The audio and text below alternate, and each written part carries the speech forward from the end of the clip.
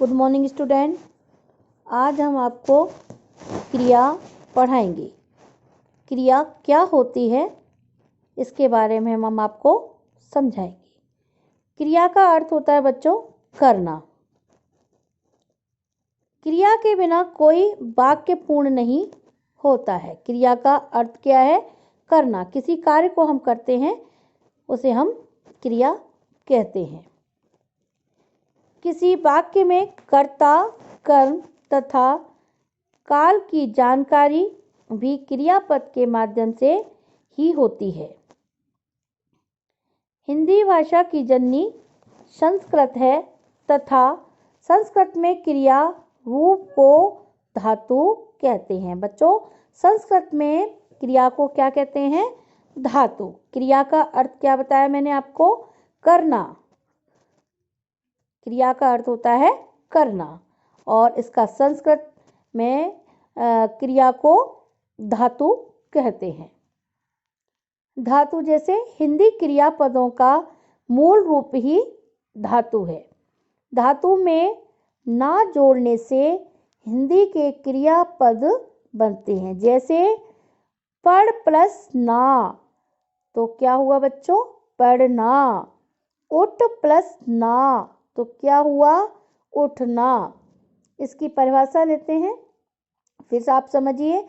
वहाँ मैंने आपको बताया क्रिया का अर्थ है करना और यहाँ पर हम एक छोटी सी क्रिया की आपको परिभाषा से फिर समझाते हैं। जैसे जिस शब्द से किसी कार्य के करने का बोध होता है, जिस शब्द से किसी कार्य के करने का बोध होता है उसे क्रिया कहते हैं। ये बहुत ही सूक्ष्म परिभाषा है, आपको याद करनी है और क्रिया को समझना है। जिस शब्द से किसी कार्य के करने का बोध होता है उसे क्रिया कहते हैं। क्रिया के भेद कितने प्रकार के होते हैं बच्चों?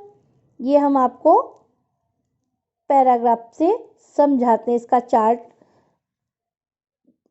से आपको समझाते हैं। एक तो कर्म के आधार पर और संरचना के आधार पर, काल के आधार पर। क्रिया यानी कर्म के आधार पर और संरचना के आधार पर और काल के आधार पर मानी जाती है। मुख्य रूप से बच्चों आपके जो समझने के लिए दी जाती है, कर्म के आधार पर क्रिया के दो रूप होते हैं। एक होती है आपकी सकर्मक और दूसरी होती है बच्चों अकर्मक। तो सकर्मक क्रिया क्या है, अकर्मक क्रिया क्या है, इसको हम समझेंगे। सकर्मक क्रिया और अकर्मक क्रिया के भी दो रूप होते हैं, एक कर्मक और द्विकर्मक। तो सबसे पहले हम कर्म के आधार पर क्रिया को लेते हैं, जिसमें हमने आपको बताया सकर्मक और अकर्मक। उसके भी दो रूप हुए, एक कर्मक और द्विकर्मक। एक कर्मक से मतलब जिसमें एक ही कर्म चलता है और द्विकर्मक में दो कर्म चलते हैं।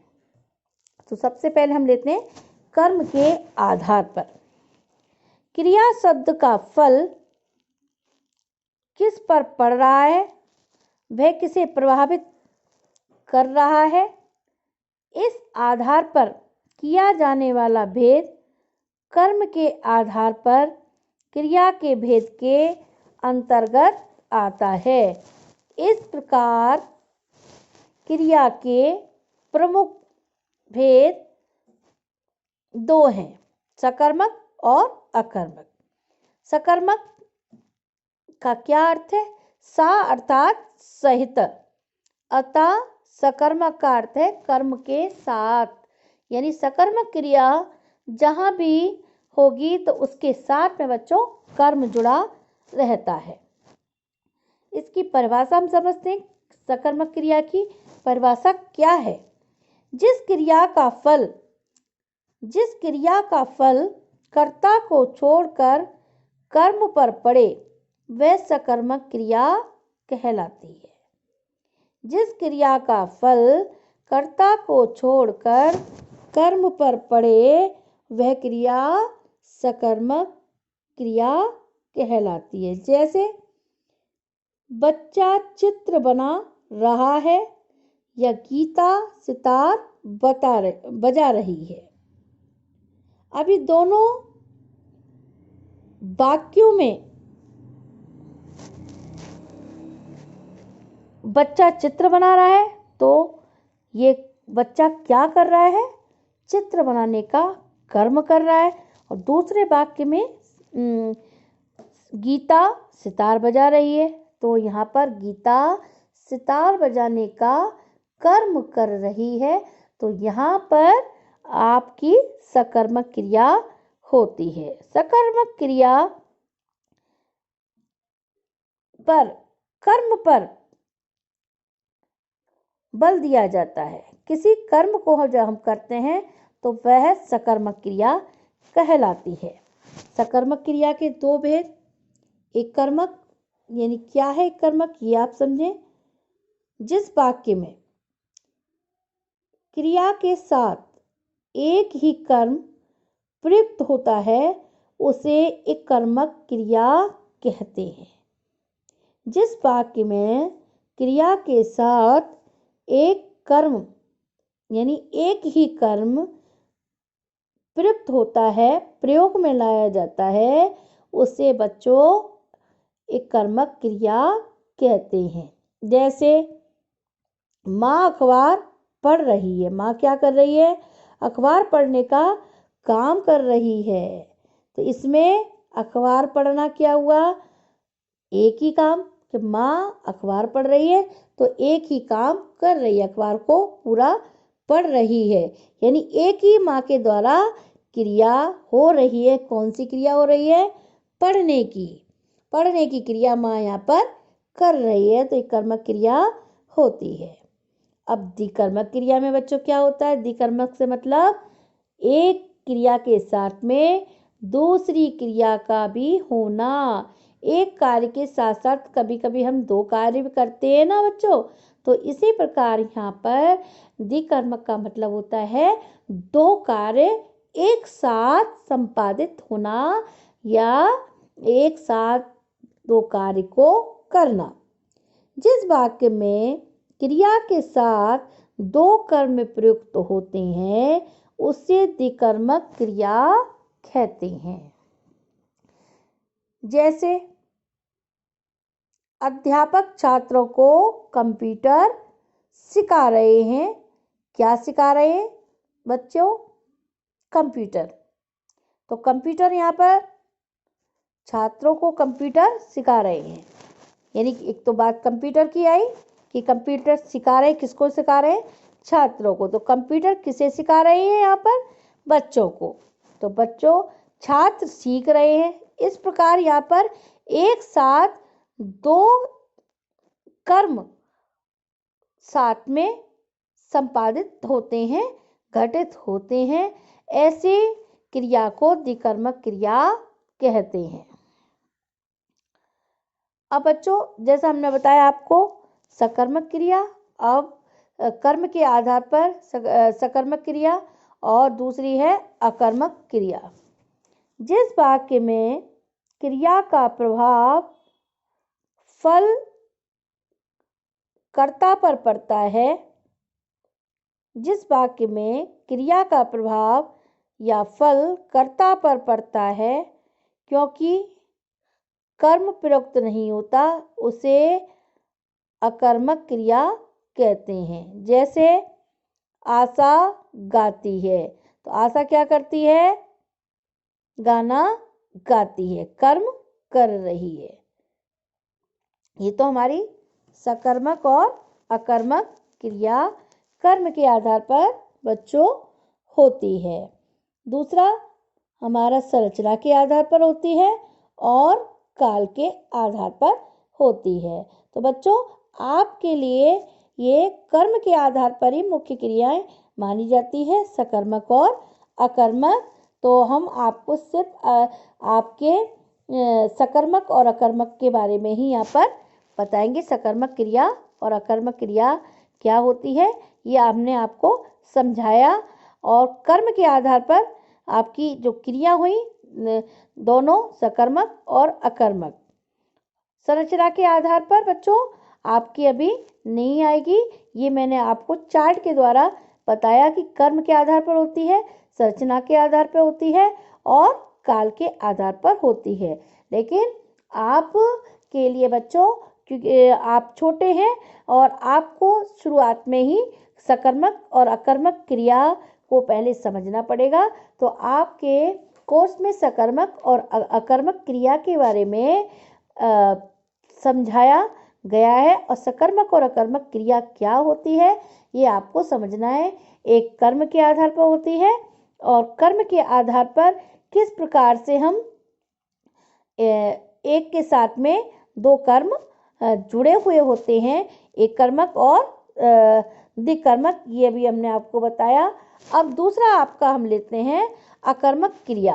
यहाँ तक हमने सकर्मक क्रिया को समझा, अब हम अकर्मक क्रिया कर्म के आधार पर इसका जो दूसरा रूप है बच्चों उसको हम लेते हैं अकर्मक क्रिया।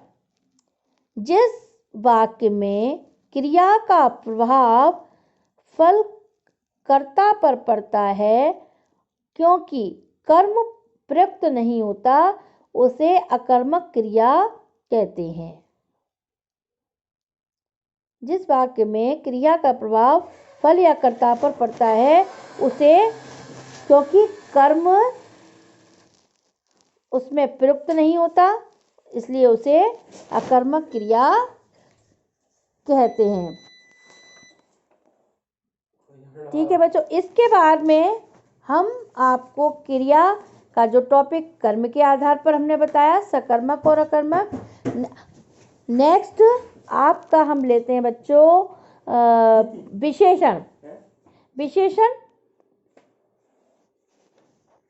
क्या होता है? संज्ञा आपने पढ़ी होगी, संज्ञा और सर्वनाम। संज्ञा और सर्वनाम की विशेषता बताने वाले को क्या कहते हैं बच्चों? विशेषण।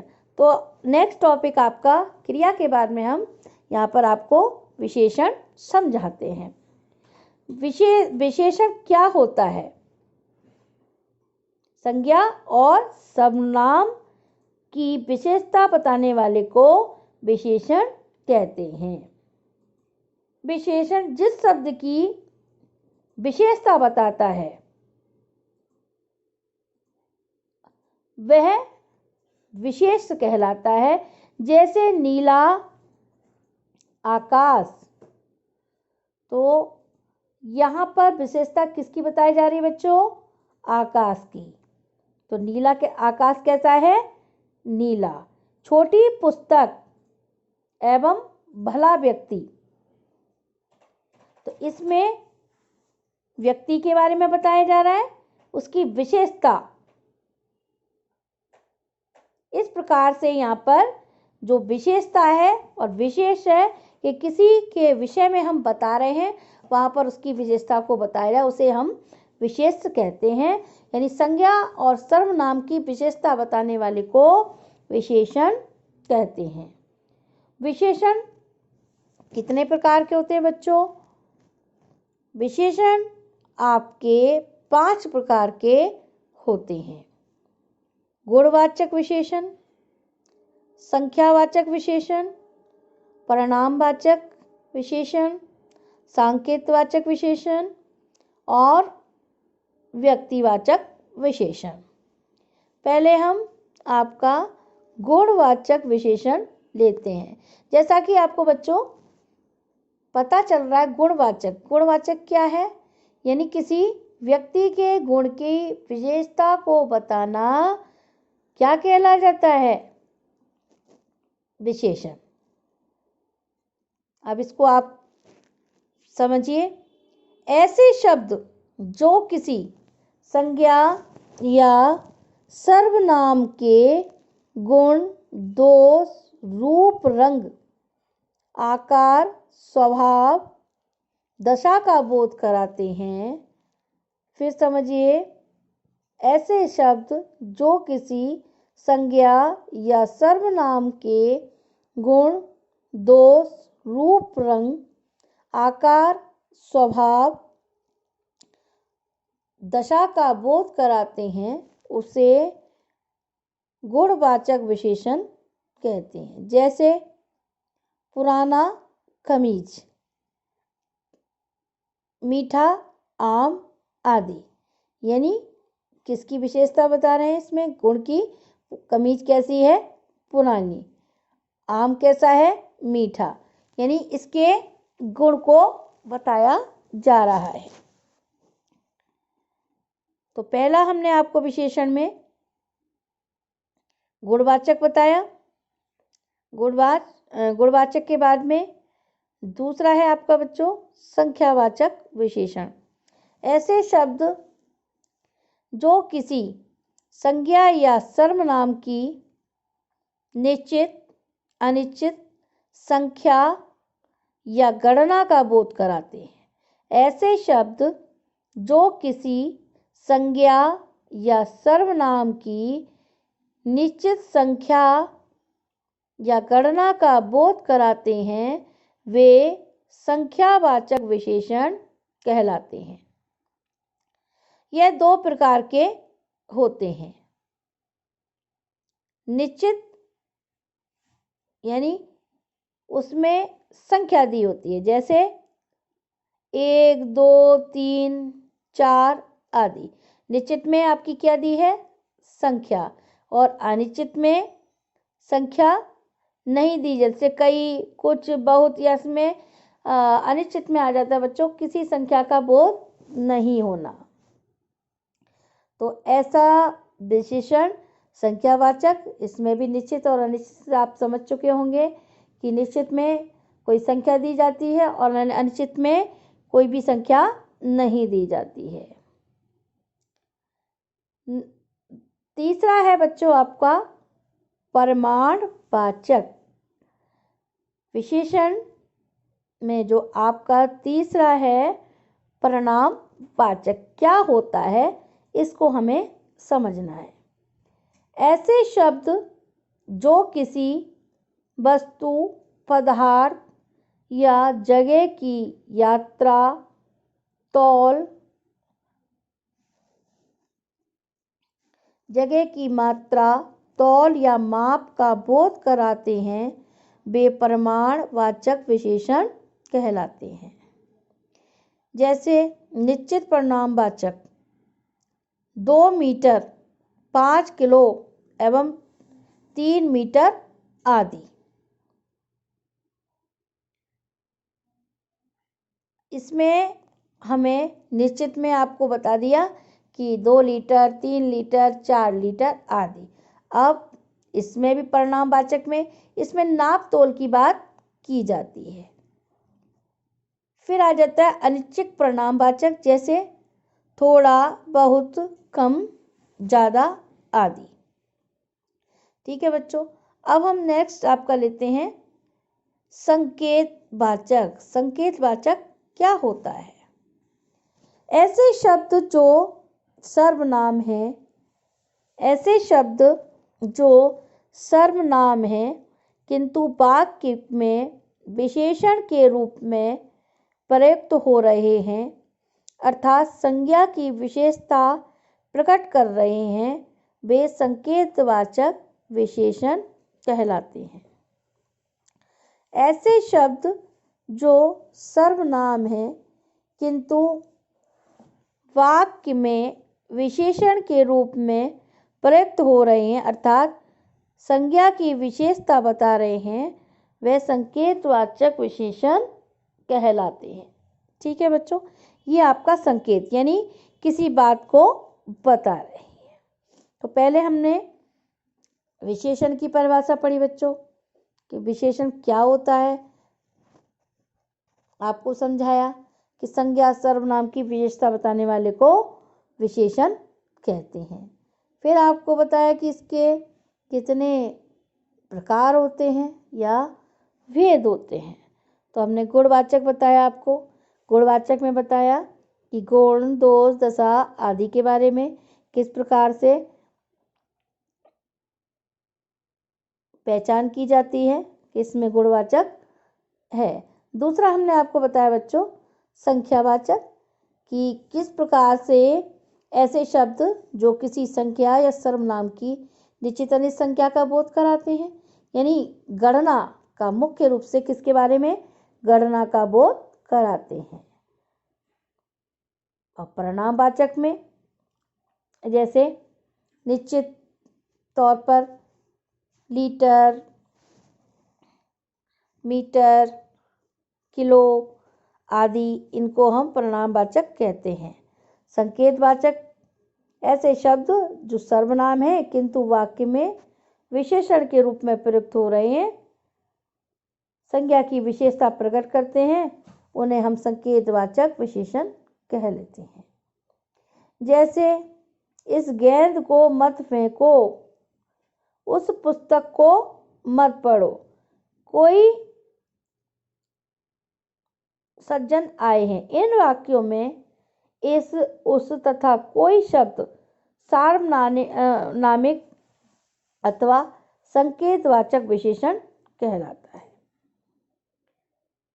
पांचवा विशेषण है बच्चों आपका व्यक्तिवाचक। व्यक्तिवाचक से आप समझ रहे होंगे कि व्यक्तिवाचक विशेषण क्या है। किसी व्यक्ति की विशेषता बताता है। ऐसे शब्द जो मूल रूप से व्यक्तिवाचक संज्ञा हैं किंतु वाक्य में विशेषण का कार्य कर रहे हैं। ऐसे शब्द जो मूल रूप से व्यक्तिवाचक संज्ञा हैं किंतु वाक्य में विशेषण का कार्य कर रहे हैं, उन्हें व्यक्तिवाचक विशेषण कहते हैं। जैसे स्वयं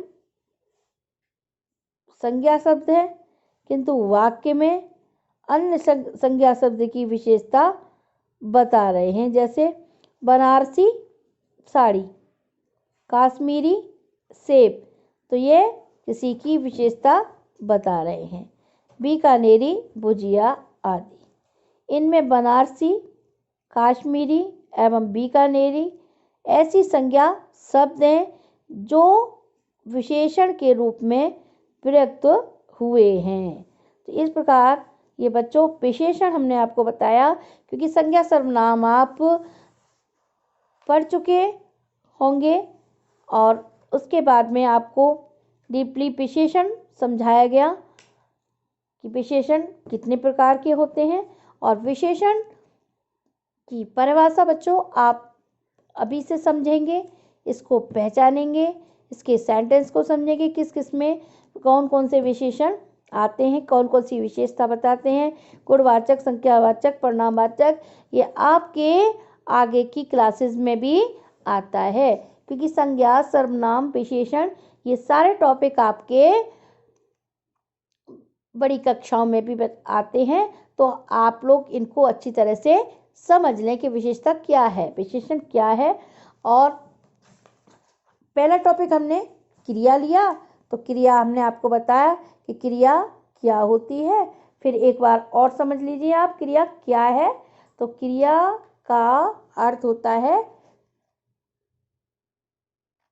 करना, किसी कार्य को करने का बोध क्या कहलाता है, क्रिया। और क्रिया कर्म के आधार पर आपको बताई हमने, सकर्मक क्रिया, अकर्मक क्रिया कर्म के आधार पर होती हैं। सकर्मक क्रिया का क्या अर्थ है ये आपको पढ़ाया हमने। जिस क्रिया का फल कर्ता को छोड़कर कर्म पर पड़े वह सकर्मक क्रिया हो जाती है बच्चों, है ना। तो उसके बाद में फिर हमने आपको बताया कि इसमें भी एक कर्मक और द्विकर्मक क्रिया होती है। और संरचना के आधार पर, काल के आधार पर, ये अभी आपके सिलेबस में नहीं है क्योंकि आप अभी छोटी कक्षाओं में हो। तो आपको सिर्फ इतना ही समझना है कि क्रिया होती क्या है, क्रिया है क्या। तो क्रिया हमने आपको बताया कर्म के आधार पर, और क्रिया के भेद बताए कि कर्म के आधार पर कौन कौन सी क्रिया होती है, सकर्मक और अकर्मक। और सकर्मक में भी आपकी एक कर्मक और द्विकर्मक क्रिया होती है। तो एक कर्मक और द्विकर्मक इसके बारे में पढ़ा हमने। और आकर्मक क्रिया क्या होती है? जिस वाक्य में क्रिया का प्रभाव या फल कर्ता पर पड़ता है क्योंकि कर्म प्रयुक्त नहीं होता, उसे अकर्मक क्रिया कहते हैं। ये हमने क्रिया के बारे में पढ़ा बच्चों। दूसरा हमने पढ़ा विशेषण, आपको समझ में आ गया होगा। संज्ञा, सर्वनाम, विशेषण, क्रिया, ये सभी परिभाषाएं आपको याद करनी है और याद कर कर आपको क्या करना है? इनको लिखना है और इनको आपको समझना भी है बच्चों। तो आप जो अपनी ग्राम व्याकरण की कॉपी है उस पर आप क्रिया की परिभाषा लिखेंगे, क्रिया को समझेंगे। इसके बारे में आपको ये भेज रही हूँ, इसमें से आपको टॉपिक को लिखना भी है। तो बच्चों आज हमने आपको क्रिया पढ़ाई और विशेषण पढ़ाया, इसको आप अच्छे से समझ लेना। ठीक है बच्चों, ओके, धन्यवाद।